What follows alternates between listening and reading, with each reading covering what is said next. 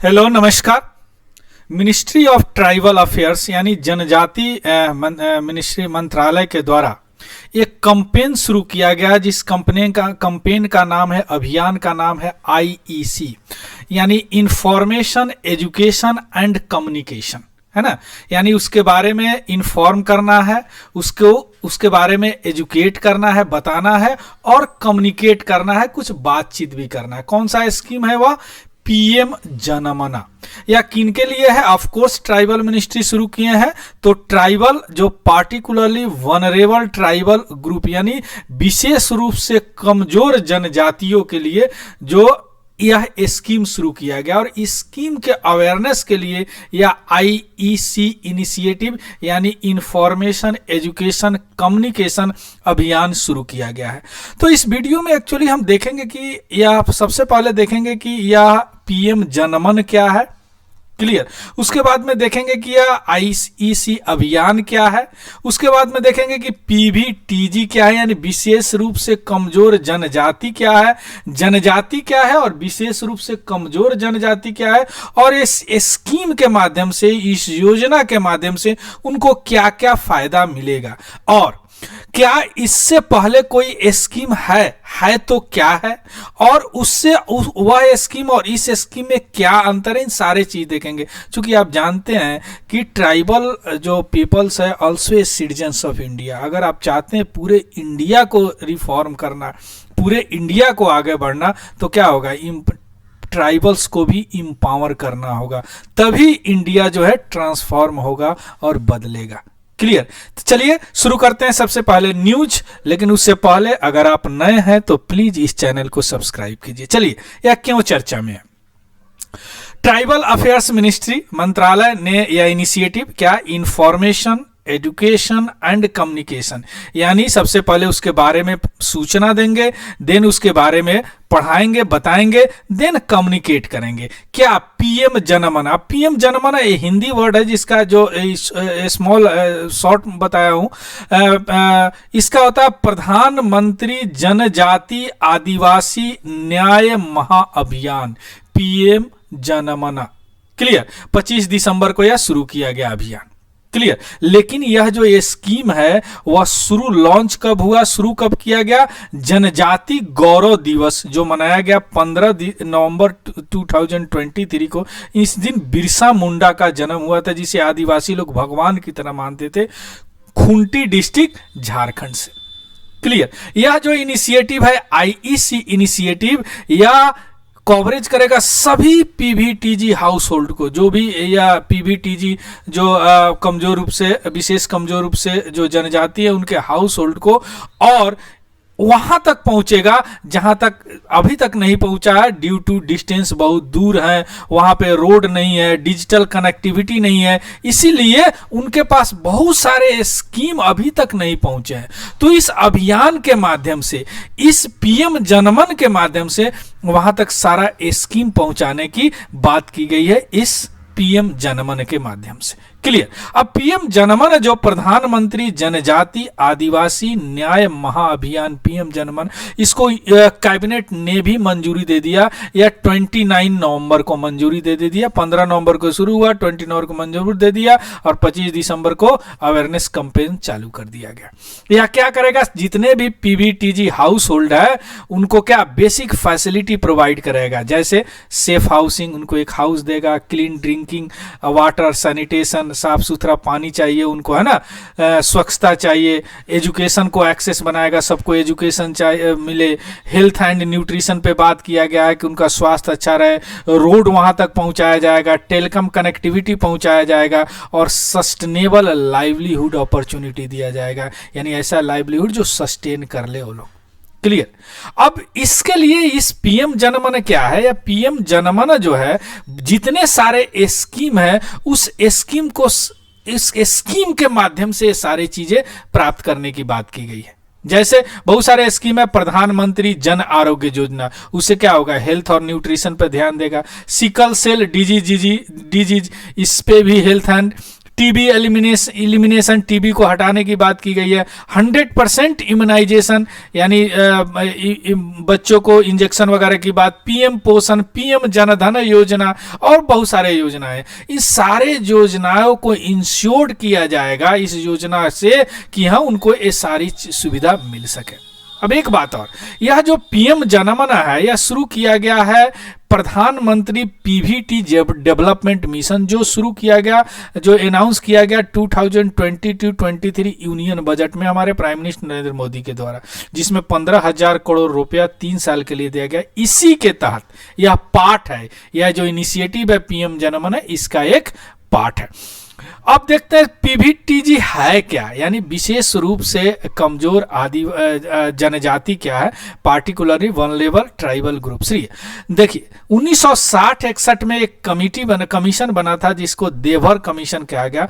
उन्होंने बताया कि भैया शेड्यूल्ड ट्राइब में जनजाति में भी कुछ डिस्पैरिटी है, यानी कुछ जनजाति है जो बहुत नीचे तक है, बहुत बॉटम में आ गए हुए, उनका के कल्चर अलग है, उनका एक हर चीज अलग है, तो उनको उन्होंने नाम दिया प्रीमिटिव ट्राइबल ग्रुप कैटेगरी। लेकिन 2006 में इसका नाम बदल दिया गया पार्टिकुलरली वनरेबल ट्राइबल ग्रुप।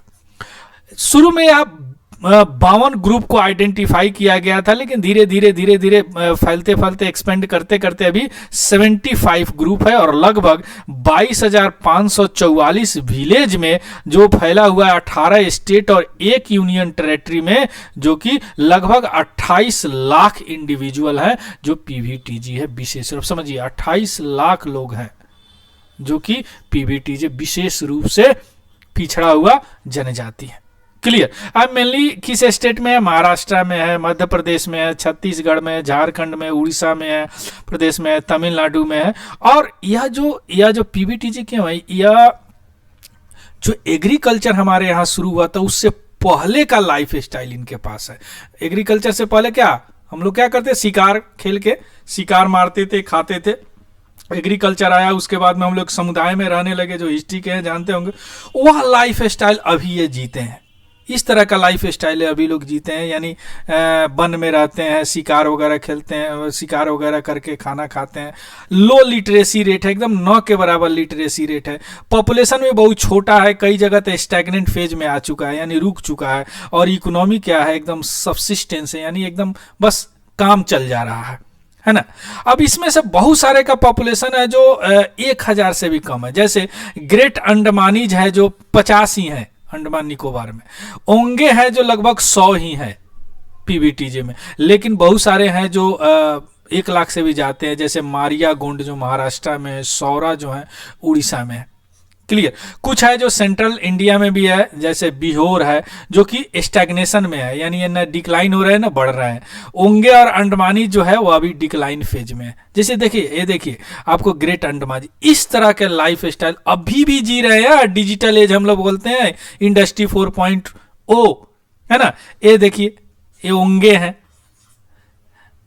ये है थोड़ा सा गोंड जो मारिया गोंड, जो ये थोड़ा सा अब लाइफ स्टाइल इनका ठीक है उन लोगों से, है ना। अब आते हैं कि इनके साथ चैलेंज क्या है। देखिए, यह लोग जो बहुत मार्जिनलाइज्ड है, बहुत आइसोलेट यानी अलग थलग रह गए, इनका पॉपुलेशन बहुत कम है और इनका एक सोशियो इकोनॉमिक और कल्चरल ट्रेट एक अलग ही है ना। इनका एक ट्रेडिशन अलग है, इनका हर चीज एक अलग ढंग से है। हरा बात समझ में, चूंकि वह मेन स्ट्रीम में कभी आए ही नहीं है, इनको बेसिक सर्विस अभी तक नहीं मिल पाया, सोशल डिस्क्रिमिनेशन है वहां पे, है ना। ये लोग वनरेबिलिटी ऑफ द डिस्प्लेसमेंट, इनको लगता है कहीं अगर नेचुरल डिजास्टर आने से एक जगह से दूसरी जगह घूमते रहते हैं, है ना। इनका पॉलिटिकल रिप्रेजेंटेशन बहुत कम है, इनका पार्टिसिपेशन उसमें बहुत कम है, डिसीजन मेकिंग में बहुत कम है पार्टिसिपेशन इनका, है ना। यानी मेन स्ट्रीम सोसाइटी से यह बहुत दूर है। इनके पास ट्रेडिशनल नॉलेज और प्रैक्टिस जो है उसी को यह सब चीज मान लें जो उनका मेन बैकवर्ड का कारण उनका बनता है। आ रहा है बात समझ में, है ना। तो अब इस जैसे अब बहुत लोग हैं जो ट्रेडिशनल लाइवलीहुड खो चुके हैं अभी डेवलपमेंट वगैरह के कारण, फॉरेस्ट वगैरह कटने के कारण, है ना। तो इसलिए इधर उधर घूमते रहते हैं। दूसरी बात, कई बार स्कीम वगैरह पहुंचते हैं ना तो मिडिल मैन जो है ना इनका शोषण भी करते हैं, यानी ये इनको वो सुविधा नहीं प्रदान कर पाते हैं, और इनका चूंकि लिटरेसी रेट है नहीं इनमें, है ना। और अभी तक बहुत सारे सेंट्रल और स्टेट गवर्नमेंट भी स्कीम चलाए हैं इनके लिए, जैसे एजुकेशन के लिए, हेल्थ केयर के लिए, लाइवलीहुड अपॉर्चुनिटी के लिए, है ना। लेकिन ये सारी स्कीम के बावजूद ऐसा ध्यान दिया गया है कि इनका जो ट्रेडिशनल नॉलेज है ना वो प्रिजर्व रहे, उसमें कुछ हो नहीं। जैसे प्रधानमंत्री जनजातीय विकास मिशन जो फोकस करता है मार्केट लिंकेज पे, है ना। माइनर फॉरेस्ट प्रोड्यूस प्रोक्यूरमेंट जो कि मिनिमम सपोर्ट प्राइस पे बात होती है, जैसे जंगल में रहते हैं तो कुछ काटते छाटते हैं, जो मिडिल मैन इनको बहुत कम पैसे दे के ले लेते हैं, है ना। इस तरह का जैसे प्रधानमंत्री अति आदर्श ग्राम योजना, है ना, इसमें जैसे integrated tribal development project, tribal सब प्लान, ये सारी स्कीम जो है ना इनके डेवलपमेंट के चल रहा है। इनको स्कूल वगैरह के लिए एकलव्य मॉडल रेसिडेंशियल स्कूल की व्यवस्था है गर्ल्स वगैरह के लिए कि जो आवासीय होगा, है ना। लैंड टाइटल की बात है फॉरेस्ट राइट एक्ट में कि भैया इनका लैंड है तो इनको अधिकार दिया जाए उस पे, है ना।